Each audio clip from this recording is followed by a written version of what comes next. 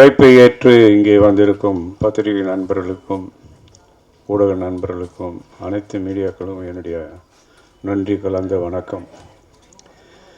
இந்த அந்தகன் படம் 2019 மிகுந்த பெரிய போட்டிக்கு இடையில் இந்த படத்தை நான் வாங்கினேன். இங்கே இண்டஸ்ட்ரியில் இருக்கிற எல்லா டைரக்டர்ஸ், அதாவது முக்கியமான டைரக்டர்ஸ், ஆர்டிஸ்ட், ப்ரொடியூசர்ஸ் எல்லாமே இந்த படத்தை வாங்கணுன்னு ரொம்ப முயற்சி பண்ணாங்க.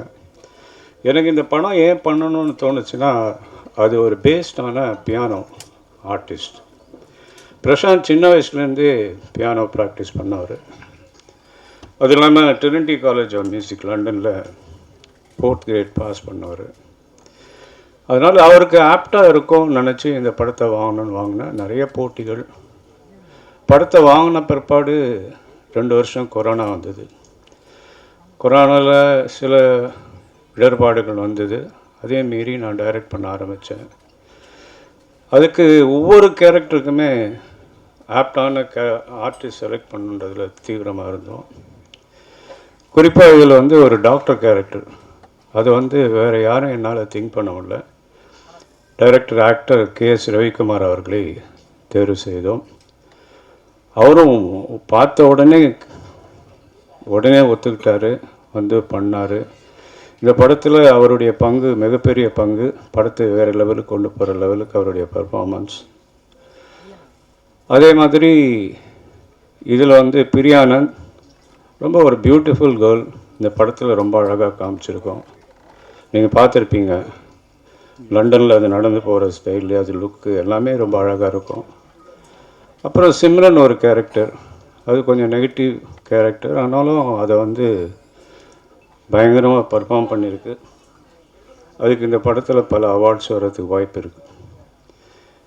அடுத்தது வனிதா விஜயகுமார். வனிதா விஜயகுமாருக்கு ஒரு நல்ல தீனி போடுற மாதிரி, நடிப்புக்கு தீனி போடுற மாதிரி ஒரு கேரக்டர். அதுவும் கலக்கிட்டு போயிடுச்சு.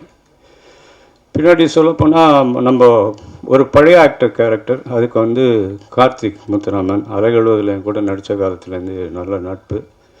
அதனால் அவரும் இந்த படத்தில் நடிக்க ஒத்துக்கிட்டு வந்தார். காலையில் 8 மணிக்கெலாம் வந்துடுவார் லொக்கேஷனுக்கு. எல்லாருக்கும் ஆச்சரியமாக இருக்கும். அவருடைய கொடுத்த ஒத்துழைப்பு, மிகப்பெரிய பங்களிப்பு. அவர் பழைய அந்த காலத்தில் ஆரம்ப காலத்தில் நடித்த கார்த்திகை இந்த படத்தில் பார்க்கலாம். அதே மாதிரி இவங்க சின்ன சின்ன கேரக்டர்ஸ் கூட நாங்கள் பெரிய ஆர்டிஸ்ட் போட்டோம். இப்போ ஆதர்ஷ் பாலா பார்த்தீங்கன்னா, அவர் ஹீரோவாக நடிக்கிறார். இருந்தாலும் நான் கூட்டத்துக்காக அந்த படத்தில் நடித்தார். மோகன் வைத்தியா, பூவையார், செம்மலர்னு ஒரு கேரக்டர். பூவையார் அந்த படத்தில் கலக்கியிருப்பான். அப்புறம் சமுத்திரகனி, அவர் ரொம்ப பிஸியஸ்ட் ஆர்டிஸ்ட்டு. இருந்தாலும் நான் கேட்டதுக்காக இந்த படத்தில் பண்ணார். எங்களுக்கு நிறைய டேட்ஸ் ஒதுக்கி கொடுத்து பண்ணார்.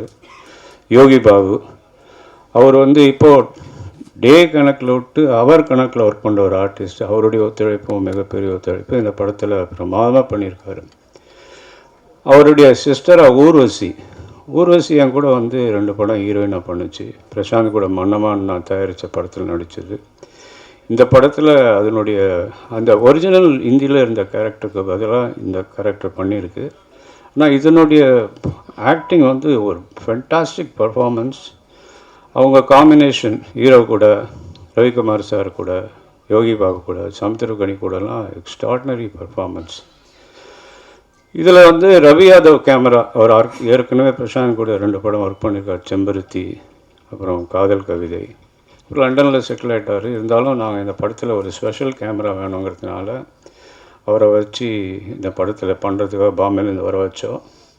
அவரும் எங்களுக்காக கூட இருந்து இந்த படத்தை ஒர்க் பண்ணார். அப்புறம் செந்தில் ராகவன் ஆர்ட் டைரக்டர். அதே மாதிரி லக்ஷ்மி நாராயணன் சவுண்டு. இப்படி பல கை தேர்ந்த, அதாவது ஒரு எக்ஸ்பர்ட்ஸை வச்சு இந்த படத்தை பண்ணியிருக்கேன். அது ரொம்ப நல்லா வந்திருக்கு. சந்தோஷ் நாராயணன் மியூசிக் இதுக்கு. இதில்